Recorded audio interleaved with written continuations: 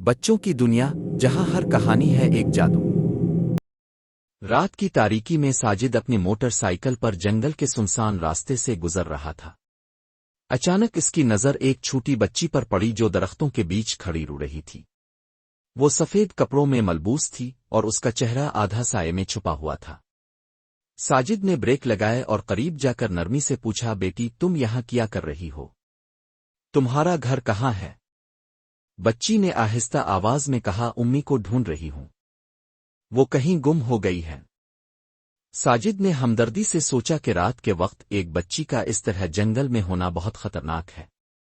اس نے کہا، چلو میں تمہیں پولیس اسٹیشن لے جاتا ہوں، وہاں تمہاری امی بھی آ جائیں گی۔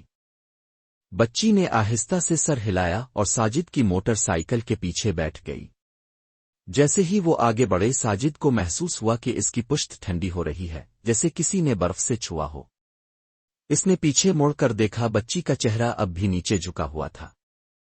ساجد نے خیال جھٹک دیا اور موٹر سائیکل تیز کر دی، لیکن چند ہی لمحوں بعد موٹر سائیکل خود بخود رک گئی۔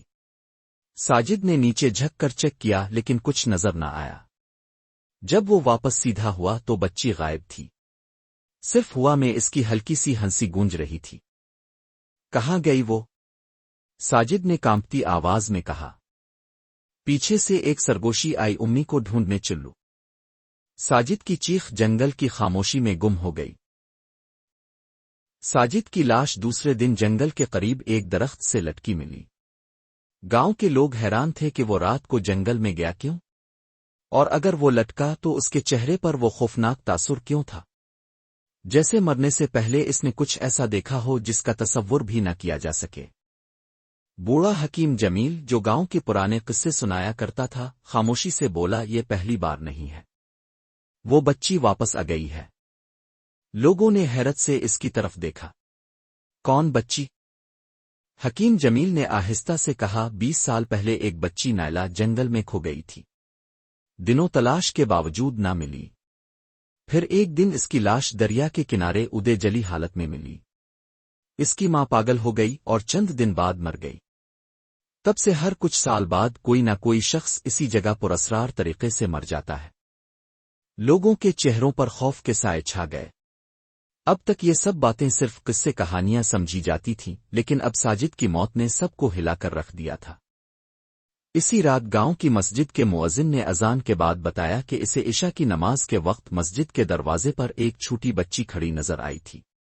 وہ سفید کپڑوں میں تھی اور دھیمی آواز میں کہہ رہی تھی، ابو کہاں ہے؟ مجھے ابو کے پاس جانا ہے۔ جب وہ دروازے تک پہنچا وہاں کوئی نہ تھا۔ لوگوں نے آہستہ آہستہ رات کو باہر نکلنا چھوڑ دیا۔ جنگل جو کبھی ایک عام راستہ تھا اب خوف کی علامت بن چکا تھا۔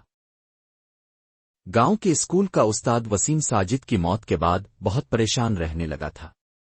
وہ ساجد کا دوست بھی تھا اور اس کی موت کو محض حادثہ نہیں مانتا تھا۔ ایک رات وسیم ساجد کے کمرے میں گیا، شاید کوئی سراغ مل جائے۔ کتابوں کے ڈھیر کے نیچے ایک پرانی ڈائری ملی۔ سرورق پر ساجد کا نام تھا۔ ڈائری میں آخری 2 صفحے عجیب تحریروں سے بھرے تھے۔ میں نے ایک بچی دیکھی ہے، وہ سفید لباس میں ہے، وہ رو رہی تھی، لیکن اس کی آنکھوں میں آنسو نہیں، خون تھا۔ وسیم کے ہاتھ کانپنے لگے۔ اگلی سطر نے تو جیسے سانس روک دی۔ اس نے کہا، میں تمہیں اپنے ابو کے پاس لے جاؤں گی، اور پھر سب ختم ہو گیا۔ وسیم کو یقین ہو گیا کہ یہ بچی عام انسان نہیں، اس نے ساجد کے قتل کا راز جان لیا تھا۔ اسی رات وسیم نے تہیہ کیا کہ وہ جنگل میں جا کر سچائی جاننے کی کوشش کرے گا، لیکن جاتے وقت جیسے ہی وہ جنگل کی حدود میں پہنچا، صد ہوا کا ایک جھونکا آیا اور اس کے ارد گرد سب خاموش ہو گیا۔ درخت ہلنے بند ہو گئے، پرندوں کی آوازیں راگ گئیں۔ اچانک ایک دھیمی آواز سنائی دی، وسیم انکل، آپ کو بھی ابو کے پاس جانا ہے؟ وسیم نے پیچھے موڑ کر دیکھا۔ وہی بچی ننگے پیر سر جھکائے کھڑی تھی۔ اس کے ہونٹ سلے ہوئے لگ رہے تھے اور آنکھیں بالکل سرخ تھیں۔ وسیم نے چیخنے کی کوشش کی مگر آواز نہ نکلی۔ اگلی صبح گاؤں کے قبرستان میں ایک نئی قبر دیکھی گئی۔ اس پر کوئی کتبہ نہیں تھا، بس کچی مٹی۔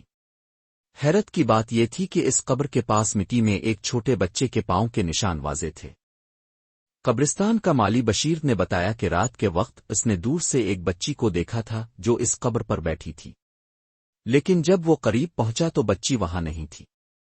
حکیم جمیل اس منظر کو سن کر خاموش ہو گیا۔ اس نے کہا، یہ نائلہ کی قبر ہو سکتی ہے۔ لوگ چونک گئے، لیکن اس کی تو پہلے ہی قبر ہے۔ ہو سکتا ہے اس کی روح کو سکون نہ ملا ہو اور وہ ایک نئی جگہ پر بندھی ہو، حکیم نے بھاری آواز میں کہا۔ اسی دن وسیم کی ماں گاؤں کے باہر ایک کھیت میں وسیم کی لاش تلاش کرتی ہوئی ملی۔ اس کا چہرہ نیلا پڑ چکا تھا اور آنکھیں کھلی تھیں جیسے مرتے وقت کسی بھیانک منظر کو دیکھ رہا ہو۔ وسیم کے ہاتھ میں ساجد کی ڈائری کا آخری صفحہ دبا ہوا تھا۔ اس پر صرف ایک جملہ لکھا تھا، وہ اب اکیلی نہیں رہی، وہ اوروں کو اپنے ساتھ لے جا رہی ہے۔ رات کے وقت مسجد کے امام قاری ندیم نے تہجد کی نماز کے لیے اذان دی۔ وہ مسجد کے ایک کونے میں بیٹھے قرآن پڑھ رہے تھے کہ اچانک لائٹ بند ہو گئی۔ مسجد میں گھپ اندھیرا چھا گیا۔ قاری صاحب نے موبائل سے روشنی کی مگر روشنی صرف چند قدم دور جا کر ختم ہو گئی، اور پھر ان کے سامنے وہی بچی کھڑی تھی، سفید لباس، الجھے بال اور سرخ آنکھیں۔ قاری صاحب نے آنکھیں بند کر کے دعائیں پڑھنا شروع کیں۔ جب آنکھیں کھولیں تو بچی غائب تھی، لیکن مسجد کی دیوار پر خون سے لکھا تھا، ابو کہاں ہے؟ مجھے ان سے ملنا ہے۔ قاری صاحب بے ہوش ہو کر گر گئے۔ صبح اذان دینے کے لیے آنے والا مؤذن جب اندر داخل ہوا تو قاری صاحب زمین پر بے سدھ پڑے تھے اور دیوار پر خون کے الفاظ واضح تھے۔ گاؤں والوں میں خوف مزید بڑھ گیا۔ اب وہ سمجھ چکے تھے کہ یہ صرف ایک سایہ ابھوت نہیں بلکہ ایک بدروح ہے جو کسی خاص مقصد کے تحت واپس آئی ہے، اور وہ ہے اپنے ابو کی تلاش۔ اب گاؤں میں رات ہوتے ہی دروازے بند ہو جاتے تھے۔ لوگ ایک دوسرے کو منع کرتے تھے کہ بچوں کو اکیلا باہر نہ جانے دیں، لیکن ایک رات 8 سالہ کلیم جو اپنی ماں کے کہنے پر دودھ لینے نکلا تھا واپس نہ آیا۔ صبح اس کی چپل جنگل کے راستے میں ملی۔ کلیم کی ماں زینب غم سے پاگل ہو گئی۔ وہ چیختی رہی، میرا بچہ کہاں ہے؟ کوئی تو بتاؤ۔ اسی دن 2 اور بچے فرحان اور ندا بھی لاپتہ ہو گئے۔ گاؤں کے لوگ اب پوری طرح ڈر چکے تھے۔ سب کا خیال تھا کہ وہ بچی ان بچوں کو لے جا رہی ہے، لیکن کیوں؟ حکیم جمیل نے ایک پرانی کتاب نکالی جو اس کے بزرگوں کی وراثت تھی۔ اس میں لکھا تھا کہ بعض بے چین روحیں اس وقت تک چین نہیں لیتیں جب تک ان کی خواہش پوری نہ ہو جائے، اور اگر انہیں روکنے کی کوشش کی جائے تو وہ انتقام لیتی ہے۔ اسے کچھ چاہیے، حکیم نے کہا، شاید انصاف ابو۔ اب گاؤں والوں کا شک اس طرف گیا کہ نائلہ کے ساتھ کچھ ہوا تھا، کچھ ایسا جسے برسوں چھپایا گیا اور اب اس کی روح اس کا بدلہ لینے آئی ہے۔ ایک دن گاؤں کی پرانی عورت بی بی رشیدہ نے سب کو بلایا اور کہا کہ وہ ایک راز جانتی ہے۔ نائلہ، وہ بچی جس کی روح واپس آئی ہے، اس کے ساتھ ظلم ہوا تھا، بی بی رشیدہ نے کہا۔ سب چونک گئے۔ اس رات جب وہ لاپتہ ہوئی اس کے سوتیلے باپ نے اسے مارا، اسے جنگل میں لے جا کر قتل کر دیا اور لاش کو جلا دیا، پھر جھوٹ بولا کہ وہ گم ہو گئی۔ لوگ سکتے میں آ گئے۔ یہ راز برسوں چھپا رہا اور نائلہ کی روح انصاف کے لیے واپس آئی تھی۔ اس کا قاتل کہاں ہے اب؟ کسی نے پوچھا۔ بی بی رشیدہ نے اشارہ کیا، وہ امام مسجد ہے۔ قاری ندیم۔ خاموشی چھا گئی۔ لوگوں نے قاری ندیم کا سامنا کیا لیکن وہ صاف انکار کرتا رہا۔ یہ سب جھوٹ ہے۔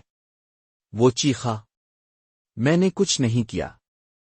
لیکن اسی رات مسجد کے ممبر پر قاری ندیم کی لاش ملی۔ اس کی آنکھیں باہر نکلی ہوئی تھیں جیسے مرتے وقت کسی نے بہت قریب سے گھور کر دیکھا ہو۔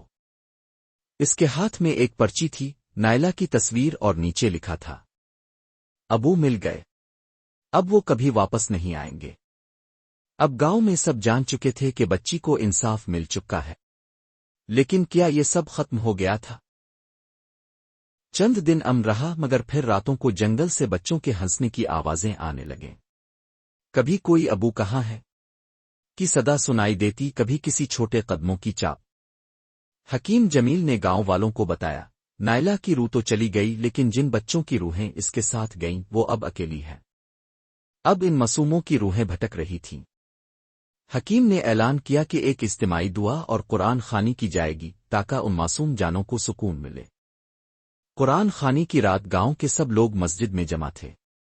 دعا ہو رہی تھی کہ اچانک مسجد کی لائٹ بند ہو گئی۔ کچھ دیر کے لیے مکمل خاموشی چھا گئی۔ پھر ایک ایک کر کے بچوں کی دھیمی آوازیں آنے لگیں۔ ہمیں گھر جانا ہے۔ امی کہاں ہے؟ مجھے ڈر لگتا ہے۔ اور آخر میں ایک آواز، ابو میں آ گئی ہوں۔ پھر روشنی واپس آئی۔ سب لوگ ساکت ہو گئے۔ دیواروں پر اب کچھ نہیں تھا۔ اور جنگل سے کبھی بھی کوئی آواز دوبارہ نہ آئی۔ نائلہ اور وہ بچے اب شاید سکون پا چکے تھے۔ پیاری کہانیاں سننے کے لیے ہمارے چینل بچوں کی دنیا کو سبسکرائب کریں، لائک کریں اور کمنٹ کرنا نہ بھولیں۔